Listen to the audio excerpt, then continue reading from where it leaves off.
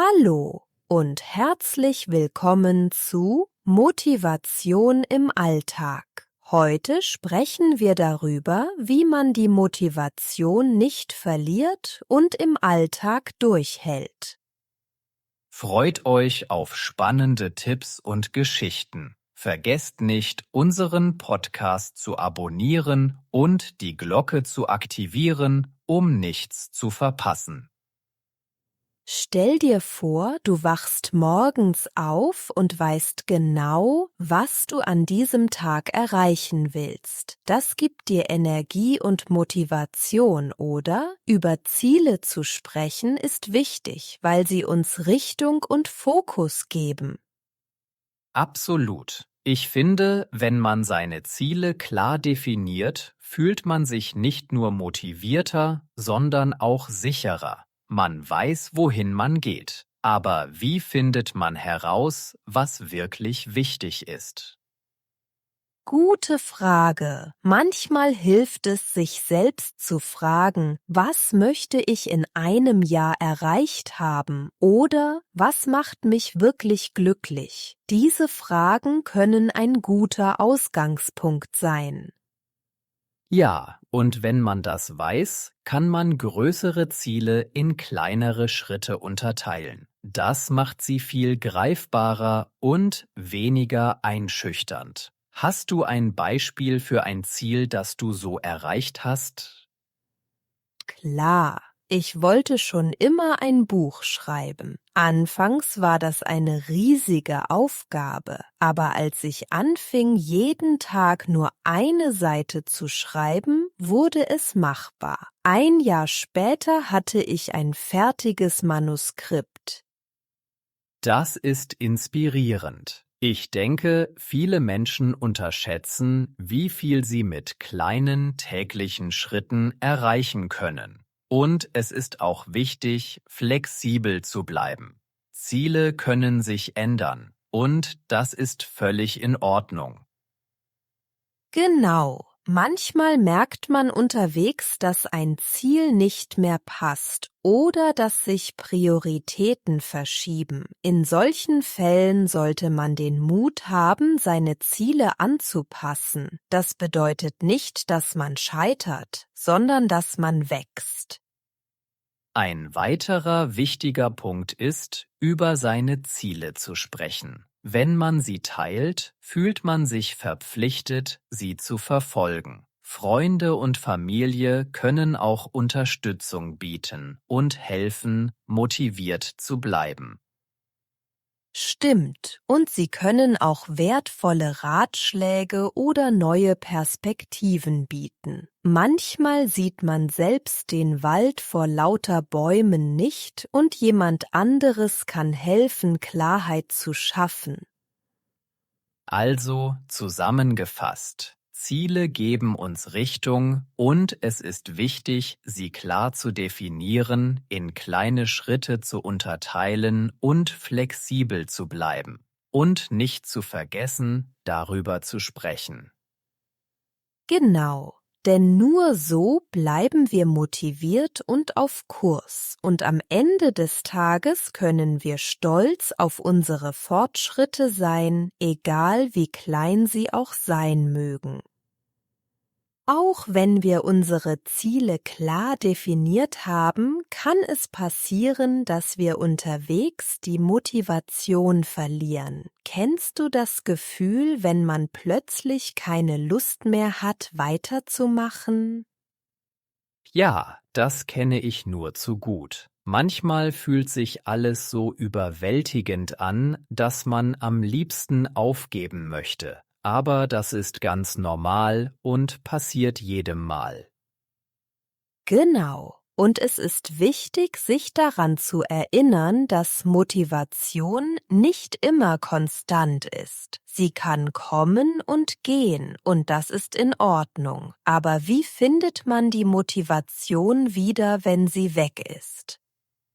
Eine Möglichkeit ist, sich an den Grund zu erinnern, warum man ein Ziel ursprünglich gesetzt hat. Was war die Motivation dahinter? Manchmal hilft es, sich an die Freude und Begeisterung vom Anfang zu erinnern.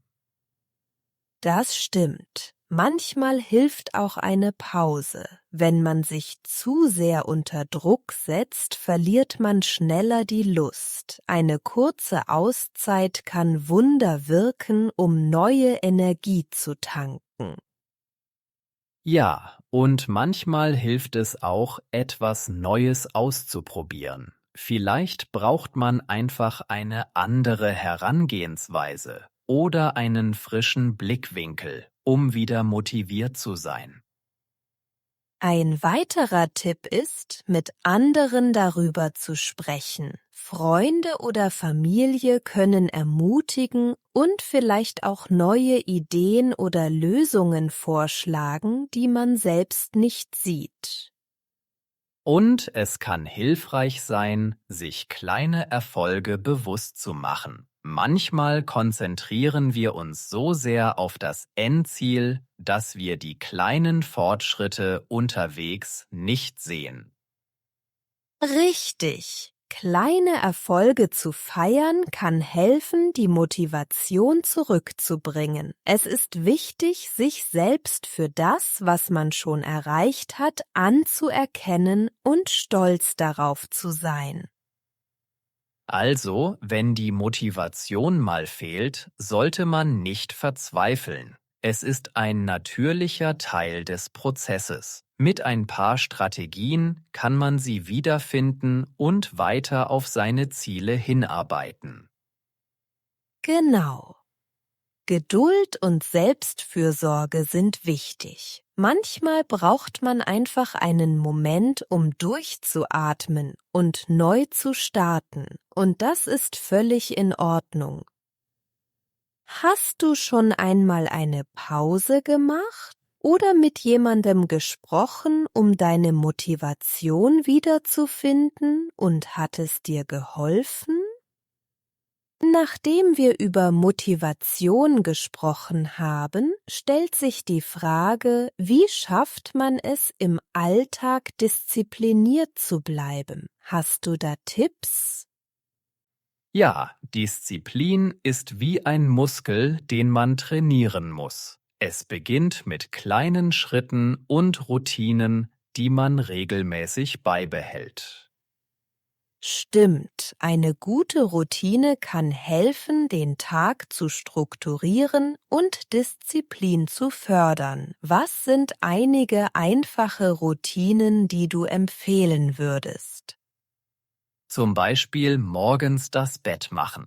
Es klingt banal, aber es gibt einem gleich das Gefühl, etwas erledigt zu haben. Das motiviert für die nächsten Aufgaben. Ja, und wie sieht es mit der Planung aus? Ich finde, eine To-Do-Liste kann helfen, den Überblick zu behalten und Prioritäten zu setzen. Genau, eine Liste zu schreiben hilft, den Kopf zu ordnen. Man sieht klarer, was wichtig ist und kann eins nach dem anderen abarbeiten. Das verhindert Chaos und Stress. Hast du auch Tipps, wie man mit Ablenkungen umgeht? Im Alltag gibt es ja immer wieder Dinge, die einen von den Aufgaben ablenken.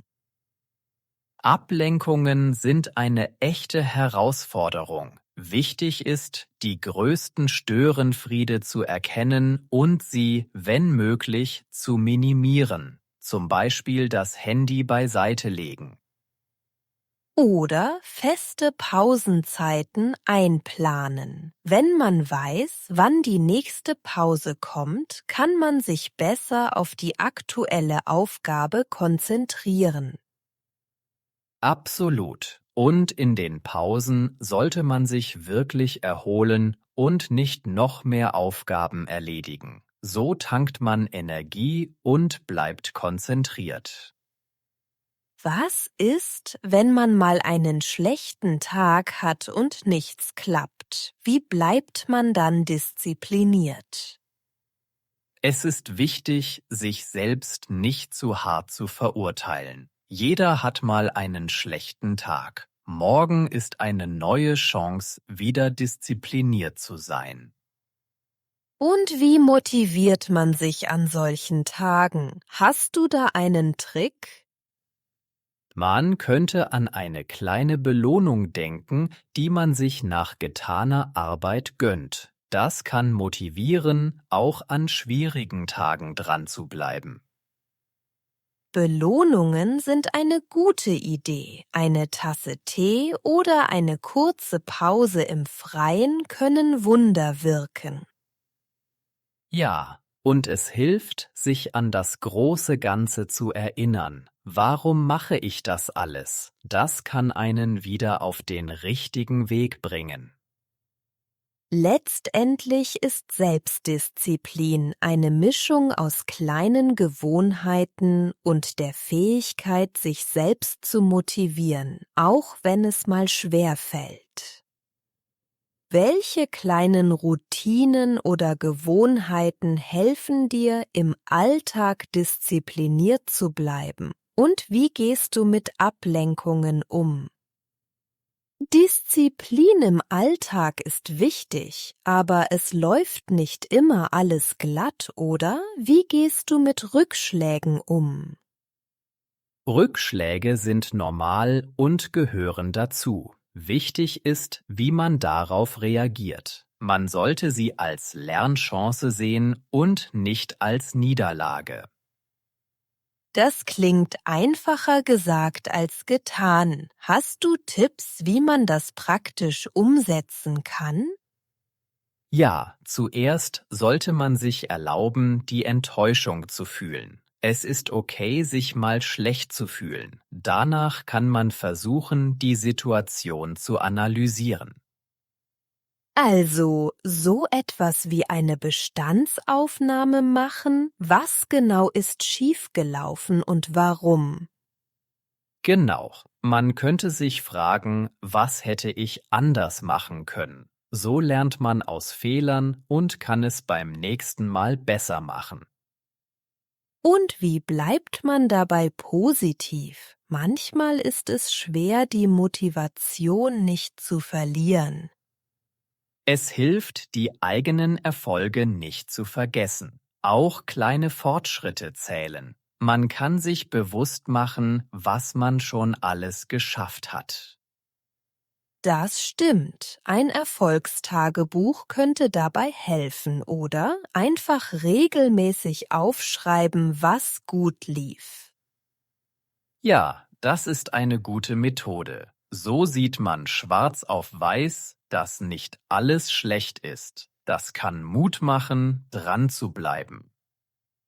Was ist, wenn man trotzdem in einem Tief feststeckt? Wie kommt man da wieder raus? Manchmal hilft es, mit jemandem darüber zu sprechen. Ein Gespräch kann neue Perspektiven eröffnen und Mut machen, weiterzumachen. Da hast du recht. Oft sieht jemand von außen Dinge, die man selbst nicht bemerkt, und es tut gut, Zuspruch zu bekommen. Absolut. Und wenn man keine Lust hat zu reden, kann man sich auch eine Pause gönnen. Manchmal braucht man einfach Abstand. Eine Pause klingt gut, aber wie vermeidet man, dass die Pause zur Ausrede wird, nichts mehr zu tun? Eine klare zeitliche Begrenzung hilft. Sich selbst sagen, ich mache jetzt eine Stunde Pause und dann starte ich neu. Das schafft Struktur. Und wenn man sich wieder an die Arbeit macht, wie geht man es an, um nicht gleich wieder zu scheitern? Man kann mit kleinen, machbaren Aufgaben beginnen. Das Erfolgserlebnis motiviert und bringt einen Schritt für Schritt voran. Das klingt nach einem guten Plan. Rückschläge als Teil des Weges zu sehen, macht alles leichter. Ja, und am Ende sind es oft die Herausforderungen, die einen wachsen lassen. Man wird stärker und lernt dazu. Und mit dieser Einstellung bleibt man langfristig motiviert und diszipliniert, auch wenn es mal schwierig wird. Genau, denn letztlich sind es die kleinen Schritte und der Umgang mit Rückschlägen, die einen weiterbringen.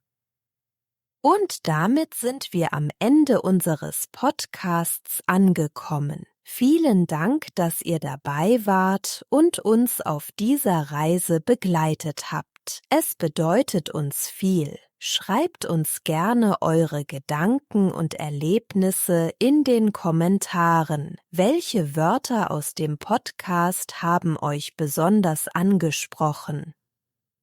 Vergesst nicht, unseren Podcast zu abonnieren, damit ihr keine Folge verpasst. Klickt auf die Glocke und gebt uns ein Like, wenn euch unsere Inhalte gefallen. Euer Feedback hilft uns sehr und motiviert uns, weiterzumachen. Bis zum nächsten Mal und bleibt diszipliniert und positiv. Die Selbstdisziplin. Selbstdisziplin hilft, persönliche Ziele zu erreichen. Mit täglicher Selbstdisziplin kann man langfristig Erfolge erzielen. Die Routine. Eine feste Routine kann den Alltag klar strukturieren. Durch eine Routine bekommt man Sicherheit und Stabilität. Die Ablenkung. Eine Ablenkung kann die Konzentration stark stören. Um fokussiert zu bleiben, sollte man jede Ablenkung minimieren.